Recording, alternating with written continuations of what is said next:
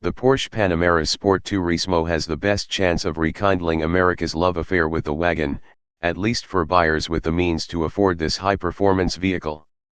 It's essentially a Panamera with an extended roof.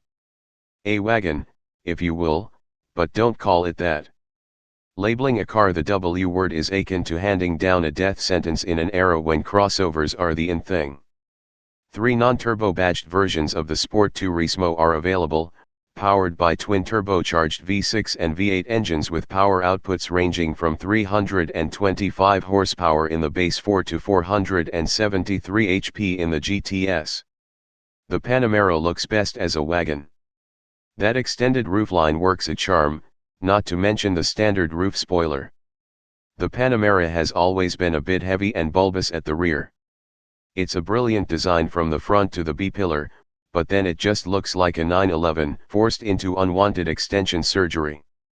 We reckon the Sport Turismo is what the Panamera should have been from the beginning, instead of trying to force an iconic design into a shape it was never meant to be. LED headlights and taillights are standard on all models, as is a panoramic roof. The V6 models, badged as the 4x4s, get 19-inch wheels as standard, while the GTS gets a nice set of black 20s to complement the rest of the black styling elements like the window surrounds and bumper inserts. On the base model, there are twin single-tube tailpipes with a brushed stainless steel finish, while the GTS gets quad tailpipes with a sporty high-gloss black finish. E-hybrid variants get E-hybrid badges accented with acid green, the same color applied to their brake calipers to denote the electric assistance. The Sport Turismo's overall length is 198.8 inches, and it rides on an impressive 116.1-inch wheelbase. With the mirrors extended, the overall width is 85.3 inches. The 4x4s are 56.2 inches tall, while the GTS sits slightly closer to the ground at 56 inches. The base 4x4s have the same 4,403 pound curb weight.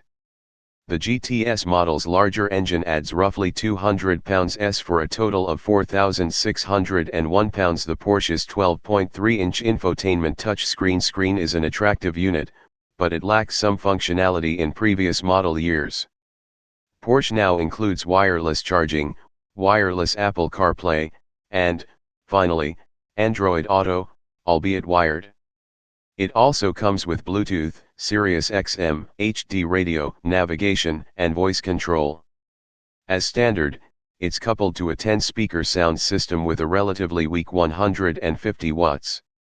Connect Plus is standard, allowing you to check on your car remotely. Optionally, customers can spec a 710-watt, 14-speaker Bose sound system, a 1,455-watt 21-speaker Burmester 3D sound system, and a rear seat entertainment system. The latter consists of a pair of 10-inch touchscreen displays that should keep the kids sufficiently entertained for a few hours.